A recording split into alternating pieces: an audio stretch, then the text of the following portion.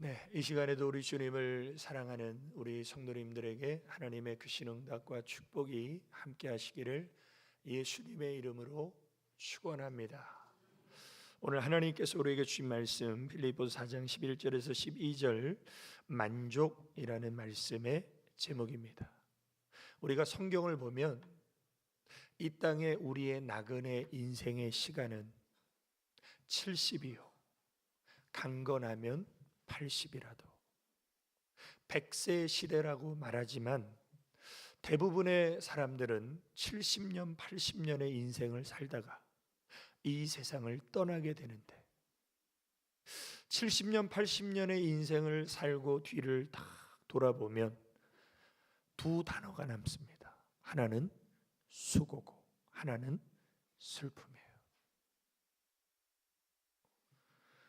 날아가는 새처럼 빠르게 지나가는 인생이 기쁨과 행복으로 가득 차도 아쉬울 텐데 그 짧은 인생에 남는 두 단어는 수고와 슬픔뿐이다. 그래서 이 땅에서 정말 인생의 만족을 누리며 사는 사람은 극소수에 불과하다는 것이죠. 그래서 이런 말이 또 있습니다. 인간은 울면서 태어나 불평하며 살다가 실망하며 죽는다. 이게 인생이라면 우리가 주목해야 될 것은 뭐냐면 불평하며 산다는 거예요. 사람들은 평생을. 그럼 불평하며 산다라는 것은 인생에 만족이 없다는 거예요. 뭔가 부족하다는 거예요. 사람들이 넉넉하게 채워지면 불평할 일이 없는데 뭔가 삶의 갈증과 부족함 때문에 불평하면서 불만족하며 사는 게 이 땅의 인생의 특징이다. 그런데 놀라운 사실은 성경을 보면 부족함이 없는 만족한 삶을 사는 사람이 있다는 거예요. 그런 비결이 성경에 나옵니다. 그럼 그것이 무엇일까요? 시편 34편 10절에 보면 젊은 사자는 궁핍하여 주릴지라도 여호와를 찾는 자는 모든 좋은 것에 부족함이 없으리로다. 우리가 성경을 통해서 분명히 알 수 있는 것은 이 세상은 우리의 삶에 참된 만족을 줄 수 없다는 거예요. 젊은 사자는요 아주 강력한 힘이 있는 그런 동물의 왕이죠. 그러나 동물의 왕도 먹을 거 없으면 굶어야 되는 거예요. 그러나 하나님을 찾는 사람은 모든 좋은 것에 부족함이 없다는 것은 만족을 누리며 산다는 것이죠. 그럼 오늘 본문의 이 사도 바울의 고백을 통해서 참된 인생의 만족은 과연 어디에 있는가? 첫 번째로 인생의 참된 만족은 하나님을 경외함으로 누리게 됩니다. 우리가 사는 세상의 여러 가지 매스미디어와 여러 가지 광고는 우리 안에 어떤 생각을 자꾸 집어넣냐면 돈이 있어야 행복해, 부자 돼야 만족해, 성공해야 인생은 정말 살만 나는 거야. 이게 이 세상의 매스컴이 우리에게 주는 메시지예요. 그러나 그것은 사탄의 거짓이고 속임수입니다. 왜냐하면 돈 많고 부자 되고 성공한 사람이 정말 만족하게 사는가 아닌가를 우리가 보면 알 수 있죠. 그래서 성경의 진리는 인생의 진정한 만족과 행복은 하나님을 경외하는 삶에 있다는 거예요. 그래서 시편 34편 9절에 다윗이 이렇게 고백합니다. 너희 성도들아 여호와를 경외하라. 명령이에요. 하나님을 경외하는 것은 하고 싶으면 하고 하기 싫으면 안 해도 되는 게 아니에요. 경외하라 명령이에요. 우리가 성도라면, 그리고 하나님을 경외하는 자에게는 부족함이 없도다. 돈 많은 사람에게 부족함이 없는 게 아니라 하나님을 경외하는 사람에게 부족함이 없다는 것이 성경의 진리예요. 다시 말하면 하나님 경외하라 명령하실 때 하나님 우리를 괴롭히기 위해서, 우리를 귀찮게 하기 위해서, 우리를 힘들게 하기 위해서 하나님 명령하시는 분이 아니라는 거예요. 하나님은 우리에게 생명을 주시고 우리의 삶에 풍성한 은혜를 주시기 위해서 하나님은 우리에게 말씀으로 명령하신다는 거죠. 그 하나님의 명령은 바로 하나님을 경외하라는 거예요. 잠언 19장 23절에도 보면 여호와를 경외하는 것은 사람으로 생명에 이르게 하는 것이라 경외하는 자는 족하게 지내고 재앙을 만나지 아니하느니라. 우리가 하나님을 경외하면 생명에 이르게 되고 하나님을 경외하는 사람은 족하게 지낸다. 오늘 사랑하는 성도 여러분, 정말 사람을 보며 세상을 볼 때 만족함이 없다는 것을 깨달았다면 하나님을 경외하는 삶 가운데 하나님이 주시는 참된 만족을 누리시길 주의 이름으로 축원합니다.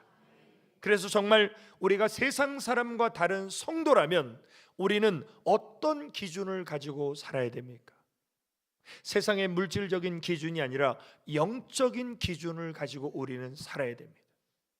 그런데 많은 현대인들이, 심지어는 예수 믿는 사람들조차도 세상적인 기준을 가지고 살아가요.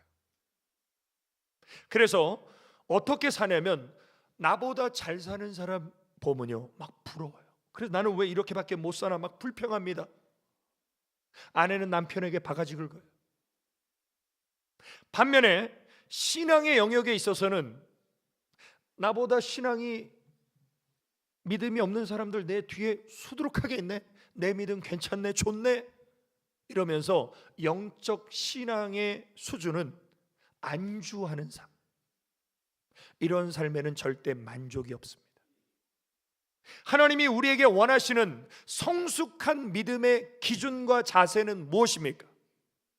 물질적인 기준은 나보다 못한 사람을 보는 거예요. 영적인 기준은 나보다 더 위에 있는 사람을 봐야 돼요. 왜? 우리 신앙의 목표가 누굽니까? 예수 그리스도예요. 일평생을 발바닥에 땀나서 뛰어다녀도 우리가 예수님 발꿈치라도 오겠습니까? 그러면 예수님은 왜 이렇게 엄청난 영적 목표를 우리에게 주셨습니까? 일평생 안주하지 말고, 방심하지 말고, 선줄로 생각하다가 넘어지지 말고 주님 바라보며 끝까지 달려가라고 하나님은 우리에게 영적인 목표를 굉장히 높게 주신 거예요. 그래서 성숙한 믿음은 주어진 환경과 생활에 만족하며 영적 생활에는 갈급하며 사모하는 신앙이에요. 이 신앙이 어떤 신앙이에요? 하나님을 경외하는 사람. 하나님을 경외하는 사람은요, 내 형편과 환경은 하나님 은혜에 감사하며 만족하고, 영적인 생활은 더 갈급하게, 더 사모하게, 더 갈망하면서 하나님을 따라가고 하나님을 찾는 그런 경외하는 믿음이 회복되시기를 주님의 이름으로 축원합니다. 두 번째로, 인생의 참된 만족은 하나님이 나의 목자가 되어 주심으로 누리게 됩니다. 이 세상에 하나님 없는 많은 사람들의 특징이 뭡니까? 내 인생은 내 힘으로, 내 노력으로, 내 실력으로, 내 능력으로 내가 성공할 수 있고 내가 행복할 수 있어. 이런 인간은 하나님 없는 인간이에요. 그리고 절대 성공하지 못합니다. 반드시 실패하게 되고 반드시 인생의 허무함과 공허함을 느끼면서 실망하는 인생이 돼버려요. 그리고 내 노력, 내 능력, 내 실력으로 난 성공할 수 있어. 내 뜻대로 되나요, 인생이? 인생을 살면 살수록 모든 사람이 깨닫는 것은 무엇입니까? 내 인생은 내 뜻대로 안 되는구나. 그 이유가 뭡니까? 내 인생의 발걸음을 지도하시는 분이 하나님이시기 때문에. 내 인생의 발걸음을 지도하시는 분이 하나님이심을 인정하는 사람은 하나님이 나의 목자가 되세요. 그러면 다윗 같은 고백을 하게 되는데, 다윗이 뭐라고 고백합니까? 여호와는 나의 목자시니 내가 부족함이 없으리로다. 이게 뭡니까? 만족하는 삶을 산다는 것이죠. 인생의 진정한 만족은 하나님이 나의 목자가 되어 주실 때, 그때 우리는 부족함이 없는 참 만족을 누리게 되는데, 그러면 하나님이 내 인생의 목자가 되시면 왜 내가 만족할 수 있습니까? 하나님은 우리의 삶의 모든 필요를 공급해 주시기 때문입니다. 그래서 하나님은 우리에게 뭐라고 말씀하십니까? 염려하지 말라는 거예요. 누가 염려함으로 그 길을 한 자나 더할 수 있느냐? 염려는 백해 무익한 것이다. 그러면서 예수님이 예를 드신 것이 무엇입니까? 공중의 새를 보라. 심지도 않고 거두지도 않고 창고에 모아들이지도 아니하되 너희 천부께서 기르시나니 너희는 이 새들보다 귀하지 아니하냐. 오늘 피었다가 지는 들풀도 하나님이 입히시거늘 하물며 너희일까 보냐. 하나님의 형상대로 창조함을 받은 인간은 공중의 새보다도 오늘 피었다가 지는 들풀보다도 귀하기 때문에 하나님 아버지께서 우리의 모든 필요를 채워주시고 우리의 모든 삶의 필요를 공급해 주시는 목자 되신 하나님을 믿고 신뢰하시기를 주님의 이름으로 축원합니다. 또한 목자 되신 하나님은 우리의 인생길을 인도하십니다. 그래서 다윗이 이렇게 고백하죠. 그가 나를 푸른 초장에 누이시며 쉴만한 물가로 인도하시는도다. 내 영혼을 소생시키시고 자기 이름을 위하여 의의 길로 인도하시는도다. 하나님은 하나님의 이름의 명예를 가지고 우리를 의의 길로, 생명의 길로 인도하시는 하나님이에요. 그런데 우리가 요나처럼 착각해서 내가 보기에 바른 길로 가게 되면 그 사람은 사망의 길을 가는 거예요. 그래서 신앙생활이란 내 뜻과 내 생각을 내려놓고 나를 의의 길로 인도하시는 하나님의 인도하심을 따라가는 것, 바로 그 사람이 생명의 길을 가는 사람이죠. 또 다윗이 이렇게 고백합니다. 내가 사망의 음침한 골짜기로 다닐지라도 해를 두려워하지 않을 것은 주께서 나와 함께 하심이라. 주의 지팡이와 막대기가 나를 안위하시나이다. 하나님을 믿는 신앙의 삶에도 환난과 시험과 시련이 닥쳐올 수 있어요. 근데 그때마다 믿음이 연약한 사람들이 어떤 오해를 하냐면 하나님 날 버리셨다고, 하나님이 날 때리셨다고, 하나님이 나의 기도에 침묵하신다고, 하나님이 날 미워하시는 것 같다라는 오해를 합니다. 그러나 하나님은 분명히 우리에게 약속하시죠. 내가 너를 떠나지 아니하리라. 내가 너를 버리지 아니하리라. 세상 끝날까지 너와 항상 함께 있으리라. 그 하나님이 우리와 함께 하셔서 우리의 인생의 길을 인도하신다는 거예요. 그런 사람에게 주어지는 복이 무엇입니까? 이사야 58장 11절에 보면 나 여호와가 너의 목자가 되어 너를 항상 인도하여 마른 곳에서도 내 영혼을 만족해 하며. 하나님이 내 인생의 목자가 되셔서 내 인생길을 인도하시면 푸른 초장을 가든지 사망의 음침한 골짜기를 가든지 내 영혼은 하나님으로 인하여 만족해 되는 은혜를 누리시기를 주님의 이름으로 축원합니다. 세 번째로 인생의 참된 만족은 예수님 안에서만 누리게 됩니다. 이 세상은 인생의 만족이 과연 어디 있느냐는 질문에 돈에 있습니다. 명예에 있습니다. 권력에 있습니다. 성공에 있습니다. 이렇게 우리를 유혹합니다. 그래서 사람들은 돈과 명예와 권력에 자기 목숨을 걸죠. 그런데 정말 거기에 만족이 있습니까? 없습니까? 우리는 아직 경험해 보지 못해서 모른다라고 말할 수 있어요. 그런데 그걸 경험한 사람이 성경에 증언하기를 당대의 부귀 영화 모든 것을 누렸던 솔로몬 왕이 그 모든 것들을 다 갖고 누려보고 나서 내 인생 정말 끝내줬습니다. 정말 행복했습니다. 정말 만족스럽습니다. 너무 멋졌습니다. 이랬으면 우리가 그걸 따라갈 이유가 있어요. 그런데 솔로몬이 40대 중반에 자기 인생을 뒤돌아보면서 전도서를 쓰면서 한 고백이 무엇입니까? 전도자가 가로되 헛되고 헛되며 헛되고 헛되니 모든 것이 헛되도다.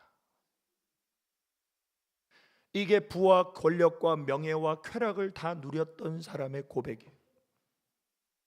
여기서 우리가 뭘 알 수 있습니까? 세상 것 따라가다가는 내 인생은 만족이 아니라 허무 속에 죽겠구나.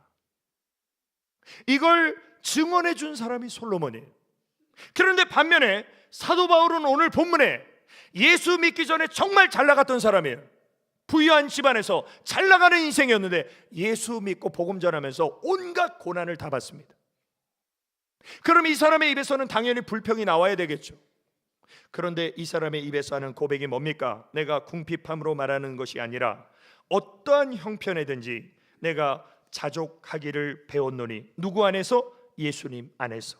내가 비천에 처할 줄도 알고 풍부에 처할 줄도 알아. 모든 일에 배부르며 배고픔과 풍부와 궁핍에도 일체에 만족하는 비결을 주님 안에서 배웠노라.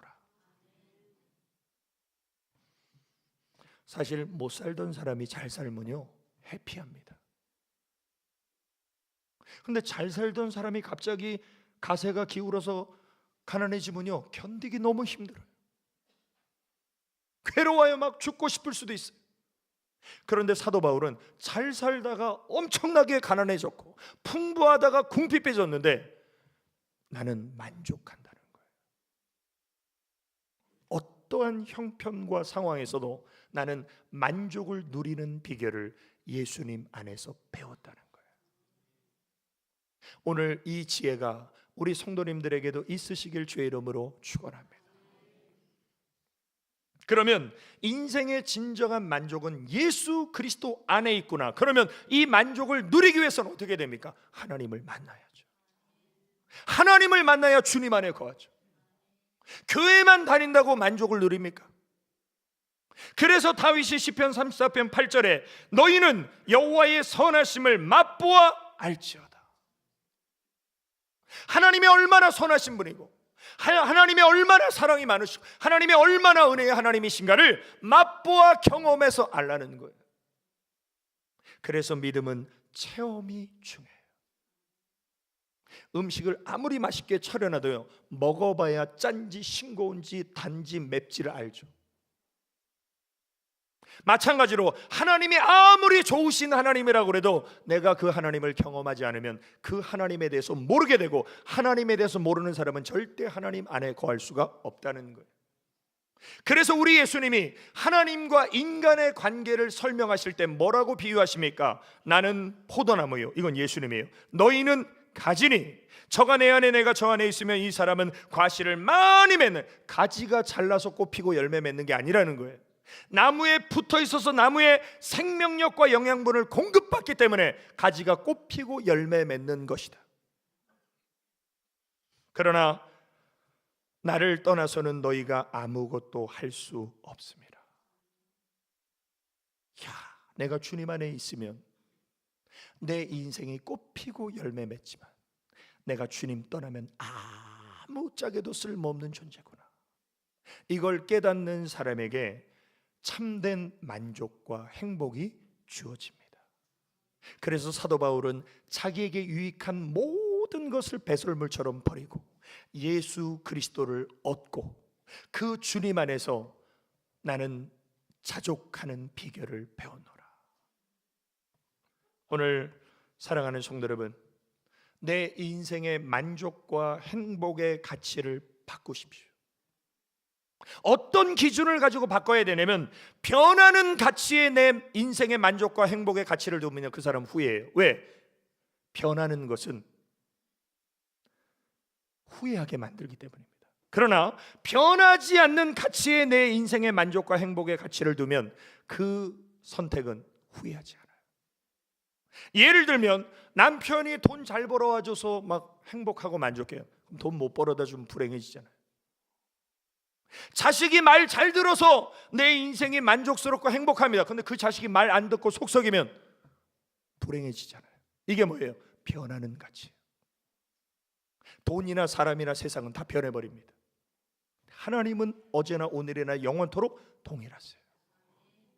그래서 우리는 예수 그리스도 안에서 주님이 내 안에 역사하심으로 우리는 만족하고 행복한 삶을 우리는 입으로 선포하고 시인하셔야 돼요.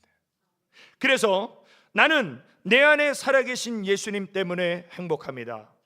나는 내 안에 살아계신 예수님 때문에 만족합니다. 우리 한번 고백해 보시겠습니다. 자, 시작. 나는 내 안에 살아계신 예수님 때문에 행복합니다. 나는 내 안에 살아계신 예수님 때문에 만족합니다.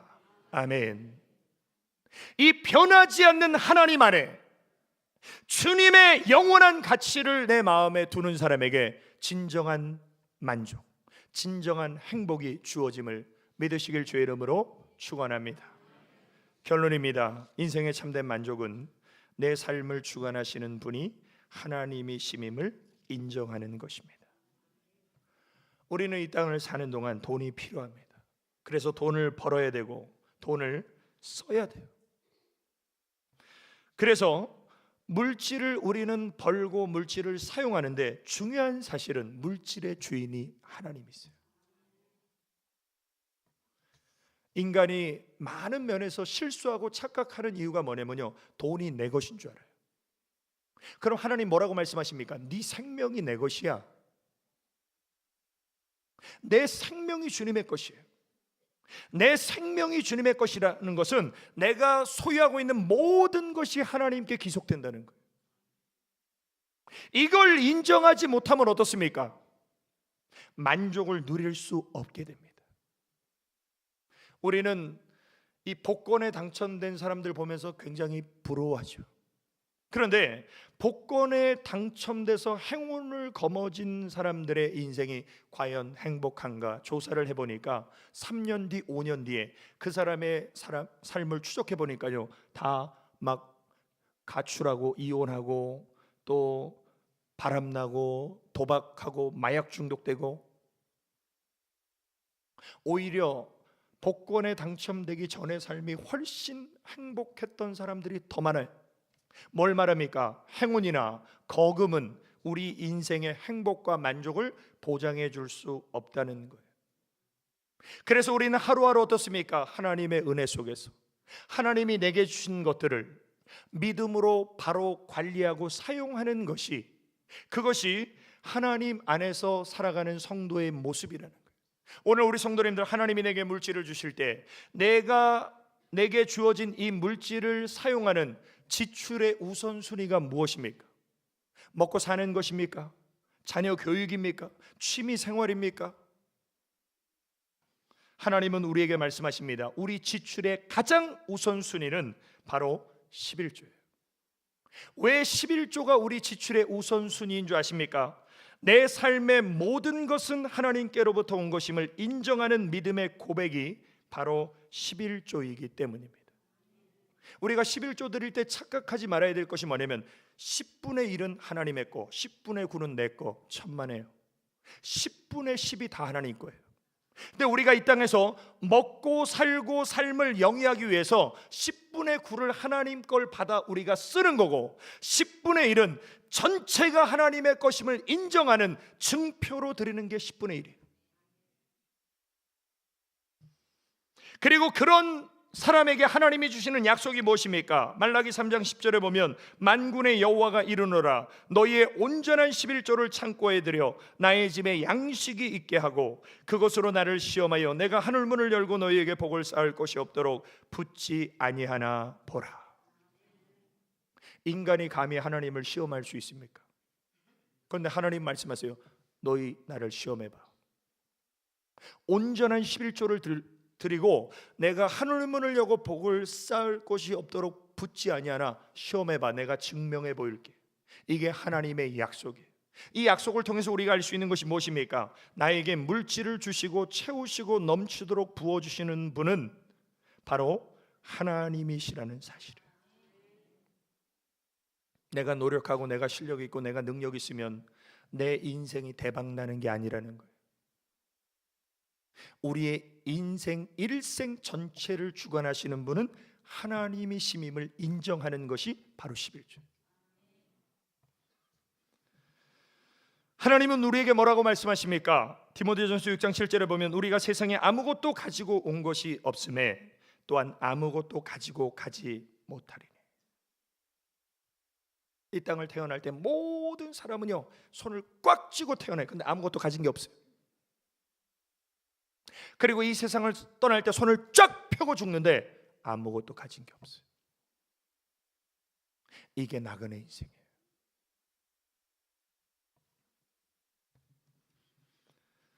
그래서 물질을 사랑함으로 일만하게 죄악의 뿌리에 미혹되어서 죄 짓는 인생이 되지 말고 주님 안에서 우리에게 모든 것을 후히 주시는 하나님께 소망을 두고 그 하나님을 인정하며 사시길 주의 이름으로 축원합니다. 그래서 하나님이 우리에게 주시는 약속은 이 타락된 세상 속에서 경건하게 살라는 거예요. 근데 경건하게 사는 사람의 특징은 뭐냐면 자족하고 만족한다는 거예요. 그럼 하나님이 우리에게 제시하신 만족의 기준이 무엇입니까? 디모데전서 6장 8절에 보면 우리가 먹을 것과 입을 것이 있은즉 족한 줄로 알 것이니라. 아니 목사님, 이거는 지금 시대가 다르잖아요. 먹을 것과 입을 것 가지고 어떻게 만족합니까? 삶에 필요한 것들이 얼마나 많은데. 이렇게 생각하시는 분들은요, 오늘 병원을 가보세요. 특별히 종합병원에 암병동 이런 데 가보십시오. 제가 얼마 전에 병원에서 좀 간호할 일이 있었는데, 그때 이제 그 병실에, 6인 병실에 이 암 환자분들이 몇 분 있었어요. 그런데 식사 시간이 되면 그 배식을 다 이렇게 그 병실 침대 선반에다 탁탁 올려줘요. 근데 먹고 나면 그 식기를 배선실인가에다가 갖다 놔야 돼요. 그런데 암 환자분들의 이런 분들, 뭐 다리가 불편한 분들은 못 갖다 놓잖아요.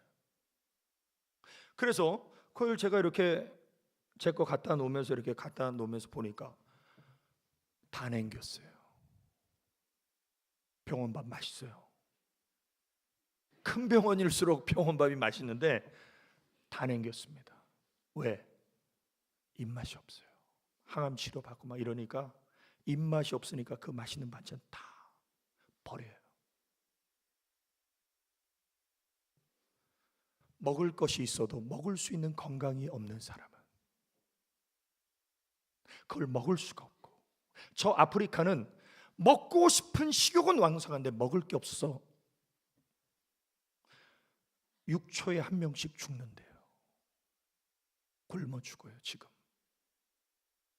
우리는 어떻게 살 뺄까 걱정하는데 저쪽은 먹을 게 없어서 우리가 버리는 음식 쓰레기 그것만 먹어도 살 수 있는데 그거 못 먹어서 굶어 죽는 사람이 저 지구 반대편에.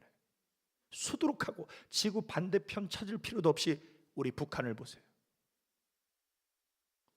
공산당들은 그냥 배 두드리면서 호의호식하는데 북한 주민들은 굶주려 죽죠.